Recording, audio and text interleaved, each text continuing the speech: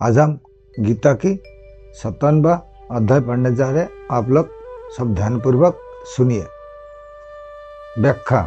पूर्व श्लोक में तो भगवान ने कर्तव्य कर्म करते हुए निर्विकार रहने की बात बताई। अब इस श्लोक में कर्मों के अनुसार प्राप्त होने वाली अनुकूल प्रतिकूल परिस्थितियों में समो निर्विकार रहने की बात बताते हैं, जो सब जगह स्नेह रहित है, अर्थात जिसकी अपने कहलाने वाले शरीर, इंद्रिया, मन, बुद्धि एवं स्त्री, पुत्रों, घर, धन आदि किसी में भी आसक्ति लगाव नहीं रहा है। वस्तु आदि के बने रहने से मैं बना रहा और उनके बिगड़ जाने से मैं बिगड़ गया। धन के आने से मैं बड़ा हो गया और धन के चले जाने से मैं मारा गया। वहाँ जो वस्तु आदि में एकात्मता की तरह स्नेह है, उसका नाम अभिस्नेह है। स्थित प्रज्ञ कर्मयोगी के किसी भी वस्तु आदि में वह अभिस्नेह बिल्कुल नहीं रहता। बाहर से वस्तु, व्यक्ति, पदार्थ आदि का संयोग रहते हुए भी वह भीतर से सर्वथा निर्लिप्त रहता है। जब उस मनुष्य के सामने प्रारब्ध वशात शुभ अशुभ, शोभनीय अशुभनीय, अच्छी मंदी, अनुकूल प्रतिकूल परिस्थिति आती है, तब वह अनुकूल परिस्थितियों को लेकर अभिनंदित तो नहीं होता और प्रतिकूल परिस्थितियों को लेकर द्वेष नहीं करता।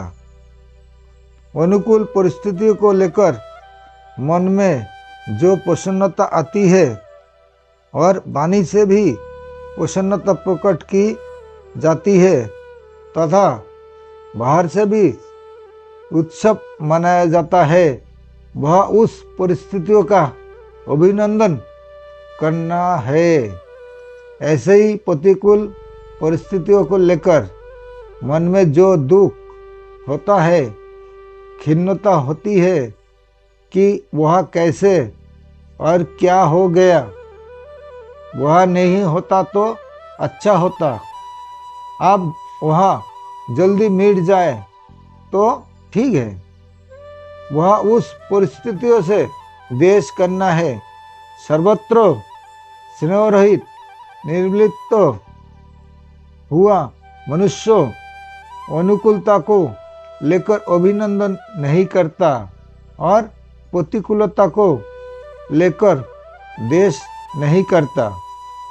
तात्पर्य है कि उसको अनुकूल प्रतिकूल, अच्छे मंदे अवसर प्राप्त होते रहते हैं, पर उसके भीतर सदा निर्लिप्तता बनी रहती है। तत् कहने का तात्पर्य है कि जिन जिन अनुकूल और प्रतिकूल वस्तु, व्यक्ति, घटना, परिस्थिति आदि से विकार होने की संभावना रहती है और साधारण लोगों में विकार होते हैं, उन अनुकूल प्रतिकूल वस्तु आदि के कहीं भी, कभी भी और कैसे भी प्राप्त होने पर उसको अभिनंदन और द्वेष नहीं होता। उसकी बुद्धि प्रतिष्ठित है, एक रस और एक रूप है। साधनावस्था में उसकी जो व्यवसायित्मक बुद्धि थी, वह अब परमात्मा में अटल हो गई है। उसकी बुद्धि में वह विवेक पूर्ण रूप से जागृत हो गया है कि संसार में अच्छे मंदे के साथ वास्तव में मेरा कोई भी संबंध नहीं है, कारण कि ये अच्छे मंदे अवश्य तो बदलने वाले हैं, पर मेरा स्वरूप ना बदलने वाला है। अंत बदलने वाले के साथ ना बदलने वाले का संबंध कैसे हो सकता है? वास्तव में देखा जाए तो फर्क ना तो स्वरूप में पड़ता है और ना शरीर, इंद्रिया, मन, बुद्धि में। कारण कि अपना जो स्वरूप है उसमें कभी किंचित मात्र भी कोई परिवर्तन नहीं होता और प्रकृति तथा प्रकृति के कार्यों शरीर आदि स्वाभाविक ही बदलते रहते हैं। तो फर्क कहाँ पड़ता है?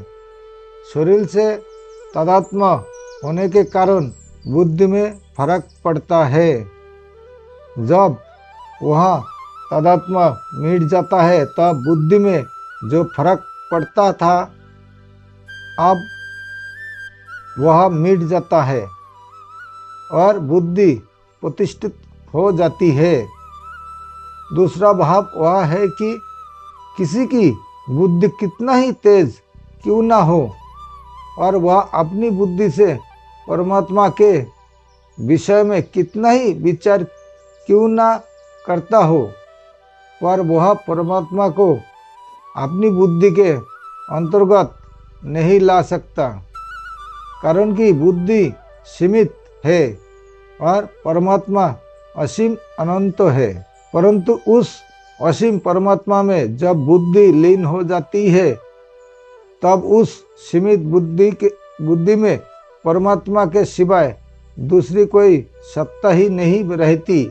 वही बुद्धि का परमात्मा में प्रतिष्ठित होता है, कर्मयोगी क्रियाशील होता है।